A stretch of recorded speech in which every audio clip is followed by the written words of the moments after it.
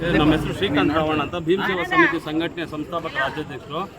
ಇವತ್ತಿನ ಬೆಂಗಳೂರು ಗ್ರಾಮಾಂತರ ಜಿಲ್ಲೆ ದೇವನಹಳ್ಳಿ ತಾಲೂಕು ದೇವನಹಳ್ಳಿಯಲ್ಲಿರುವಂಥ ಆಕಾಶ್ ಆಸ್ಪತ್ರೆಯಲ್ಲಿ 72 ವಯಸ್ಸು ಇಲ್ಲ ಒಬ್ಬ ವೃದ್ಧ ಒಬ್ಬ ಮುದುಕ ಅಡ್ಮಿಟ್ ಆಗಿರ್ತಾರೆ. ವಯಸ್ಸಾಗಿರೋ ವೃದ್ಧರು ಅಡ್ಮಿಟ್ ಆಗಿರ್ತಾರೆ ಏನೋ ಒಂದು ಆರೋಗ್ಯ ಸಮಸ್ಯೆಯಿಂದ. ಆದರೆ 7 ದಿನಗಳ ಕಾಲ ಚೆನ್ನಾಗಿರ್ತಾರೆ. ದಿನಾಂಕ 22ನೇ ತಾರೀಕಂದು ಅವರು ಆರೋಗ್ಯದಲ್ಲಿ ಏರುಪೇರಾಗಿ ಅವರು ಮರಣ ಹೊಂದಿರ್ತಾರೆ. ಆದರೆ ಅವ್ರು ಸತ್ತೋಗಿದ್ರು ಆ ಒಂದು ಎಣನ ಇಟ್ಕೊಂಡು ಇವತ್ತು ಆಕಾಶ್ ಆಸ್ಪತ್ರೆಯಲ್ಲಿ ಆ ಎಣ ಇಟ್ಕೊಂಡು ಆಪ್ರೇಷನ್ ಮಾಡಬೇಕು, ಅವ್ರನ್ನ ಬದುಕಿಸ್ತೀರಿ ನಾವು, ಇಲ್ಲ ದುಡ್ಡು ಕಟ್ಟಿಲ್ಲ ಅಂದರೆ ಸತ್ತೋಗ್ತಾರೆ ಅಂತ ಹೇಳ್ಬಿಟ್ಟು ಅವ್ರು ಗಮನ ಕೊಟ್ಟಿರ್ತಾರೆ. ಆದರೆ ಈ ಘಟನೆ ಇವ್ರ ಮಗನಿಗೆ ಗೊತ್ತಾಗಿರುತ್ತೆ. ಯಾರು ಈ ಸತ್ತೋಗಿರ್ತಾರಲ್ಲ ಅವ್ರ ಮಗ ಏನು ICUನಲ್ಲಿ ಅವ್ರು ಬಿಟ್ಟಿರಲ್ಲ, ಅವ್ರು ತಳ್ಕೊಂಡೋಗಿ ಒಳಗಡೆ ನೋಡಿರ್ತಾರೆ.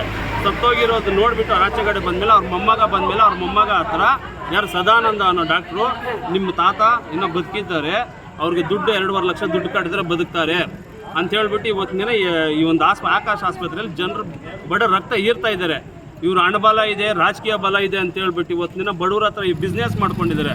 ಆದಷ್ಟು ಬೇಗ ಏನು ಸಂಬಂಧಪಟ್ಟ ಏನು ಆರೋಗ್ಯ ಸಚಿವರಿದ್ದಾರೋ ಈ ಆಕಾಶ್ ಆಸ್ಪತ್ರೆಗೆ ಭೇಟಿ ನೀಡಿ ಇದನ್ನು ಕೂಲಂಕುಷವಾಗಿ ಪರಿಶೀಲನೆ ಮಾಡಿ ಈ ಬಡ ಕುಟುಂಬಕ್ಕೆ ನ್ಯಾಯ ಒದಗಿಸ್ಕೊಟ್ಟಿಲ್ಲ ಅಂದ್ರೆ ಡಾಕ್ಟರ್ ಏನು ಹೇಳ್ತಿದ್ದಾರೆ ಗೊತ್ತಾ, ಅವ್ರ ದುಡ್ಡಾಗಿ 5 ಮಿನಿಟ್ಸ್ ಅಲ್ಲಿ ನಾವು ತಿಳಿಸಿದ್ದೀವಿ ಅವ್ರಿಗೆ, ನಾವು ಯಾವುದೋ ದುಡ್ಡಿನ ಕಾಸು ಕೇಳಿಲ್ಲ ಅಂತ ಅವರು ಡಾಕ್ಟರ್. ತಾಯಿ ಯಾರು ಅನ್ಯಾಯಕ್ಕೊಳಗಾಗಿರೋರು ತಾಯಿ ಹೇಳ್ತಾ ಇದಾರಲ್ಲ, ಅವರು ಅವ್ರ ಮೊಮ್ಮಗನ ನೋಡಿದಾರಂತಲ್ಲ, ಅವ್ರು ಸತ್ತೋಗಿರೋದು ನೋಡ್ಕೊಂಡು ಬಂದ್ಮೇಲೆ ಮತ್ತೆ ಇನ್ನೊಬ್ರಿಗೆ ಇಂಟಿಮೇಟ್ ಮಾಡಿರೋದು ಬದುಕಿದ್ದಾರೆ ಅವರು ದುಡ್ಡು ಕಟ್ಟಿ ಆಪರೇಷನ್ಗೆ ಅಂತ. ಅಂದರೆ ಇವರು ಇಲ್ಲಿ ಪ್ರಾಣಕ್ಕೆ ಬೆಲೆ ಕೊಡ್ತಾ ಇಲ್ಲ, ದುಡ್ಡಿಗೆ ಬೆಲೆ ಕೊಡ್ತಾವ್ರೆ. ಇನ್ನು ಬಡವರ ಅಂತ ಆಕಾಶ್ ಆಸ್ಪತ್ರೆ ಅಂತ ಇವತ್ತಿನ ದಿನ ಬಂದರೆ ಇಲ್ಲಿ ಸಾಯಿಸಾಕ್ತಾರೆ ಅಷ್ಟೇ.